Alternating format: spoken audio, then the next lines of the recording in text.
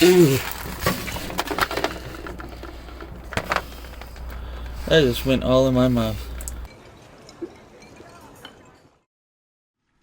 As seen in the last episode, there was a lot of stuff done on the car. Every fuel system component was replaced with new parts as well as new seals. I installed a set of new vacuum lines and also painted the manifolds and valve covers. A bunch of other stuff was done on the car as well. However, at the end of that video, I found out my fuel gauge was no longer working. So to start out today's episode, I am going to be addressing that first.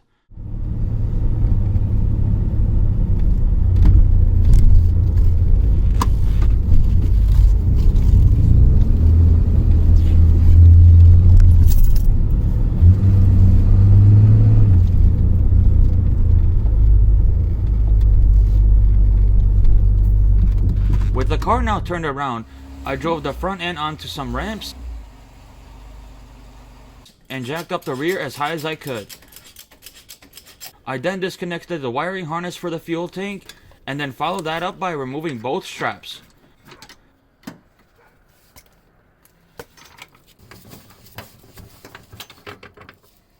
Then I began to unscrew the clamps for the fuel lines, and once that was done, I disconnected all the fuel lines and then removed the 2 bolts from the support bracket, slid my jack underneath, and removed the other 2 bolts while slowly dropping the tank. With the tank now off the car, I hammered out the lock ring and then removed the sending unit from the tank. Once I removed it, I noticed that the float was moving just fine, so I plugged the wiring harness for the sending unit back in, and I wanted to see if the gauge and the float were working, and as you can see, it is. I thought maybe it was getting stuck on the sock, and after double checking, it wasn't. So then I put the sending unit back in, and saw that this piece was kinda hitting this part of the tank on the inside. So I grounded that down a bit, and reinstalled the sending unit back in the tank. I then connected the wiring harness one more time with the unit now inside the tank, and covered the fuel lines with plastic baggies and some rubber bands. Don't try this at home. It failed miserably. So then I went to turn on the ignition. The gauge was not working, but let me pause the video right here. Remember how I said don't try this baggy thing at home? Yeah, one of them slipped off and got fuel all over the engine. In my quick thinking, I was not about to take the time to record it, but yeah, don't try this at home. And yes, the gauge is now working. So with that taken care of, I wanted to remove these 2 rusty straps,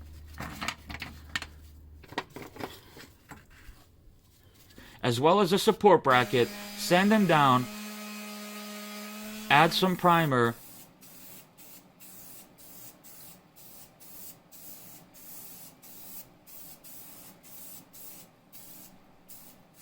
let that dry, and then add a nice shiny coat of gloss black spray paint.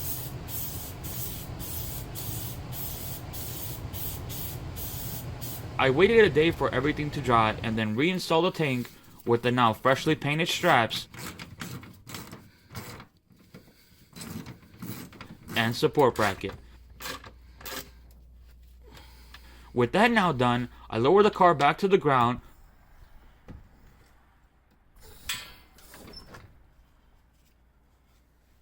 plugged in the connector to the sending unit, and went to check if the gauge was now showing half a tank of gas, considering that's about how much was left in the tank. And it works.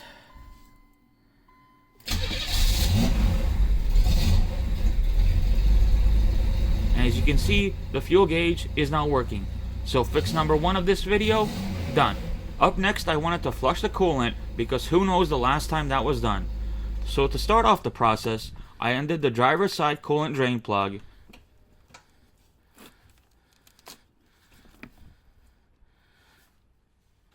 and the coolant actually doesn't look bad at all, which is great news. And this coolant is pouring out quite slowly. So let me take off the thermostat cap and show you what happens. I said, let me take off the thermostat cap. A pair of channel lock pliers to the rescue. And in 3, 2, 1. You hear that? Yep, that's much better. Now I'm not gonna have you guys sit here and watch the coolant drain, which does take a while. So now that the driver's side is done draining, let's go do the same thing to the passenger side.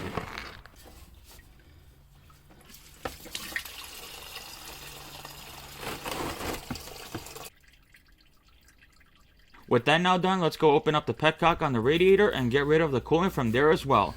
Yeah, I know, there is rust everywhere.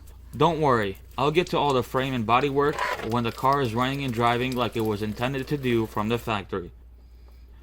With the radiator now drained, there's one more place we need to drain coolant from, and that would be the overflow reservoir. And in order to do that, we need to remove 2 bolts.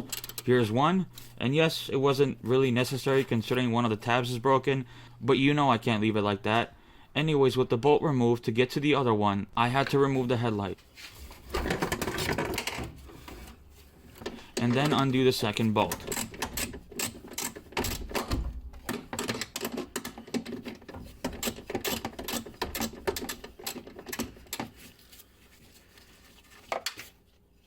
With that now done, I could now remove the hose.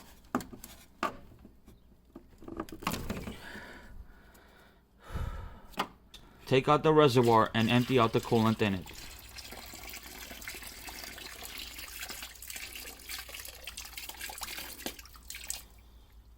And as you can see, it's filthy inside there.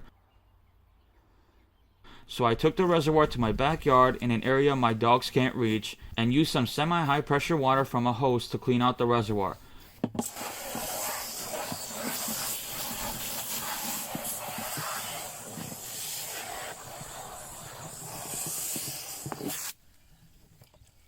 And as you can see by the dirty water coolant mixture, this thing was really dirty.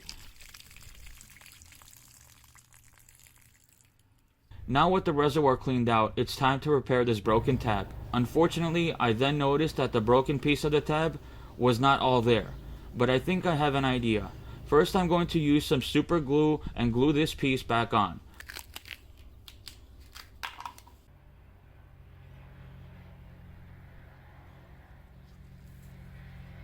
And with that done, I'm going to let the glue dry and figure out what I can use to complete the tab.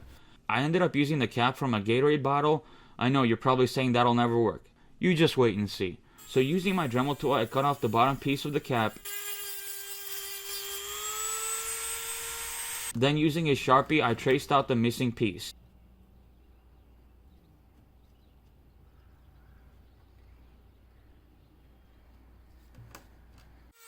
I then cut that piece out.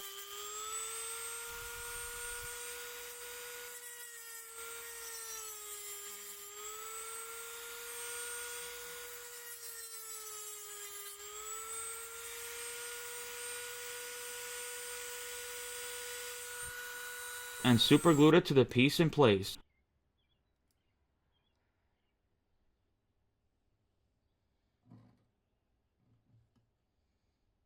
Once it was dry, I used my hot stapler and stapled the tab in place.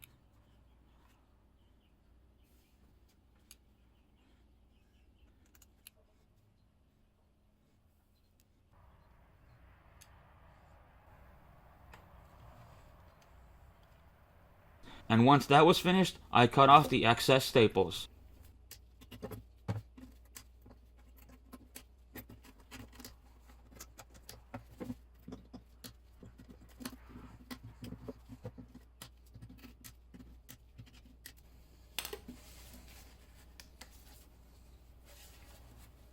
Now I'm going to use some 2-part epoxy. First, squeeze some epoxy out.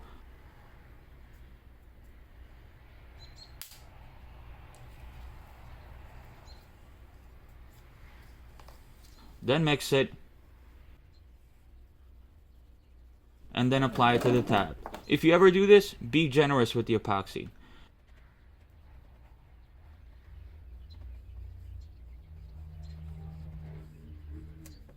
So after letting the epoxy dry, I use my angle grinder to sand down the epoxy to shape.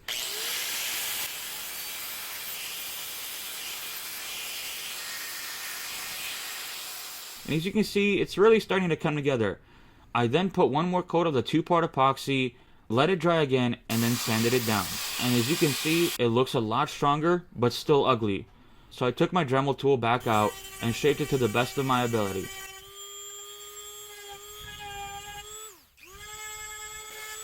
And well, this is how the final product turned out. It looks a lot better if I do say so myself. Now I could paint the tank to get it looking brand new, but then I wouldn't be able to see the coolant levels, so this is as good as it's going to get. I then reinstalled the reservoir, tightened up the two bolts,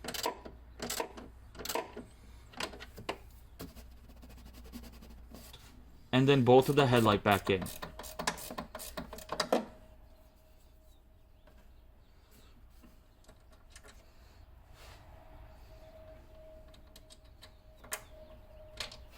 And it was at this point that I realized I forgot to reconnect the damn hose. So I took everything back apart, added a new hose clamp, reconnected the hose. With the hose now on, I tightened down the bolts again, as well as the headlight. With that done, I can finally begin flushing the coolant. So first, I took the radiator cap off and removed the thermostat from the fill tube that's located in the engine compartment. I then added my coolant funnel and started pouring in the first gallon of distilled water.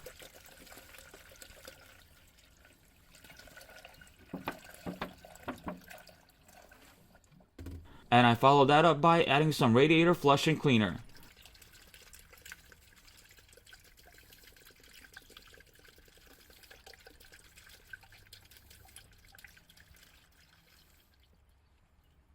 And then added the rest of the distilled water. I did this until I heard the water coming out from the radiator cap. It's coming out? Is it coming out? That's how you know the system is full. I then put the radiator cap back on, and then I screwed on the thermostat cap without the thermostat.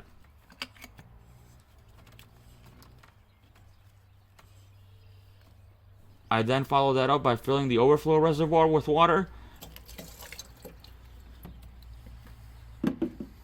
and then I started the car. I let the car run for about 20 minutes.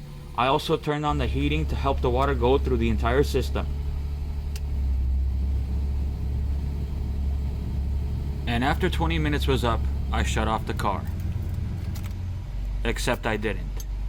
You see, in order for me to shut the car off, I gotta pull the fuel pump fuse. Yeah, we'll address that in a future episode. So after letting the car cool down, I drained the water and repeated the process 2 more times. Once the flushing was done and all the water was drained, I then took out the thermostat housing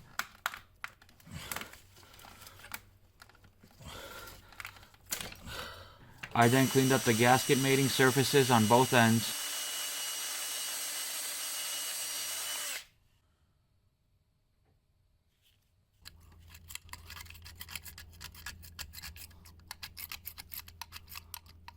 And before I could reinstall the thermostat housing, there's one more thing I need to do. I need to replace my fan switch. The fan switch is what causes the fan to come on and for the car not to overheat. Unfortunately, my fan does not come on, and I think the culprit is this fan switch. So let's go ahead and quickly replace it. Out with the old, and in with the new.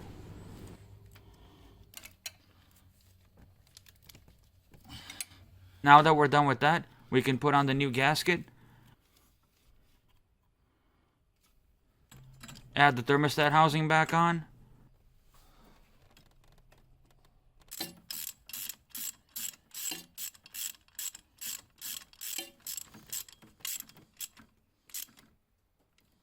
reconnect everything,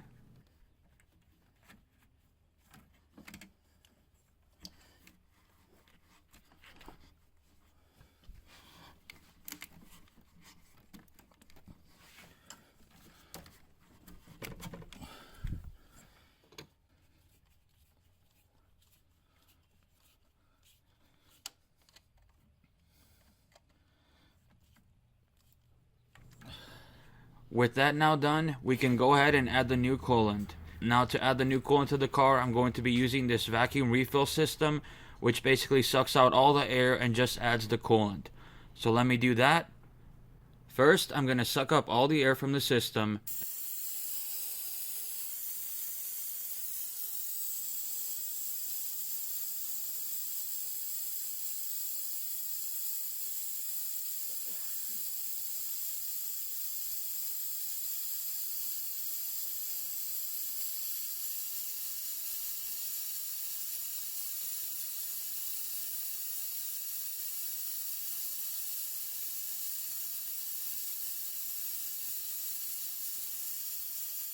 And as you can see, all these hoses are flat and all the air has been sucked out. Now we can add the coolant.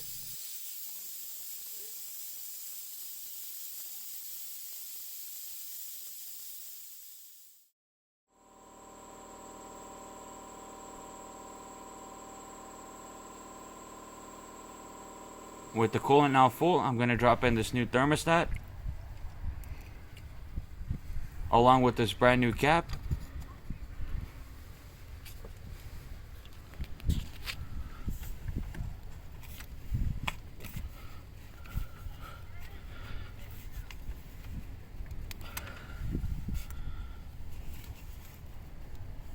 And now that that's done, I'm going to add a new radiator locking cap.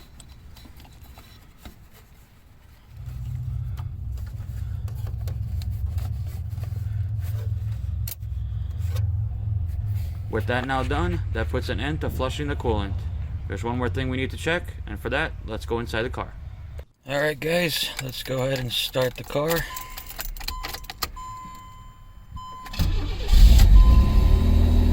Fire's right up. Fuel gauge is working. Coolant temp gauge is working. Everything is running great. Off camera, I fixed the oil pressure sending unit. That now works. I do get low oil pressure when the car warms up, so I gotta look into what that could be now. Probably why the oil pressure sending unit was disconnected in the first place. The other thing I wanted to point out is, remember how I could not turn the car off? Well, that was due to a hot wire that was going down underneath the steering column, and it was connected to the fuel pump wire on the ALDL connector right here. And when you disconnect that wire, you can turn it off. You can turn the car off, but without it connected to the ALDL connector or the fuel pump wire here, you cannot turn the car back on because the fuel pump won't start. Now the fuel pump is brand new, and the issue was it was a bad ECM. So I got a new ECM, installed it in the box here, and now as you can see there's no more wire anywhere. So the issue was the ECM, no need for a hot wire anymore. So everything's working great now, and as you can see, I can shut off the car. And the fuel pump works. I don't need a wire anymore. So we gotta start it back up. We're gonna get it up to temp, and then we're gonna see if the fan switch that we replaced fixed the fan coming on. If that worked, then we are all good with the cooling system. Everything should be working great now. So we're just gonna wait for it to get up to temp, and then we're gonna see if the fan turns on. So I'll get back to you guys when I think it's about time for the fan to turn on. Alright guys, we're past the halfway point on the temp, and the fan just turned on, as you can see. So replacing the fan switch fixed our fan not starting, which is great news. Now our cooling system has been completely repaired, and we can move on to other things. Hey, wait a minute. What the hell? What was that? You want to move on to other things, right? Yeah? Didn't you already move on to other things? What do you mean? Well, you just said you fixed the car not being able to shut off, and you didn't film any of it. Yeah? So? Well, let me see you shut it off then. Okay. I already did this, but why not? Okay, the car's off. Oh, so it is fixed, but you didn't film any of it. Yeah, so it's not like anyone would like to see a video on how to replace the ECM on a Fiero, right? So you're saying you didn't film any of it? No, it was just a lot quicker to diagnose the issue and fix it without having to reposition a camera every 5 seconds. It's been 8 months since you released part 2, so don't say you didn't have time. It wasn't about time. I just lost interest in filming everything and got a little more stuff done on the car. So what else have you done that you didn't film? Well, I installed a new dog bone. Show me. Okay, hold on.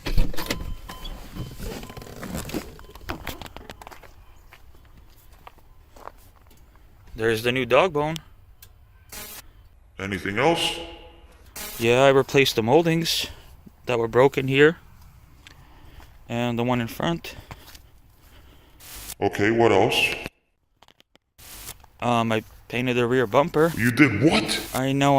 I should have filmed that. Well, did it at least turn out good? No, not really. There's issues everywhere, basically. So what now? Well, there's still a lot more to do on the car. And you're going to film it, right? What do you mean, yeah, I think so. You think so? Okay, I will. Damn right you will. Wait, who are you? Isn't it obvious? No, not really. Well, just think of me as a little voice inside your head. You mean my conscience? I guess you can call me that. Will I ever hear from you again? Only if you do something this stupid again. It won't happen again. Good, now start filming part 4 and don't take 8 months again, you little piece of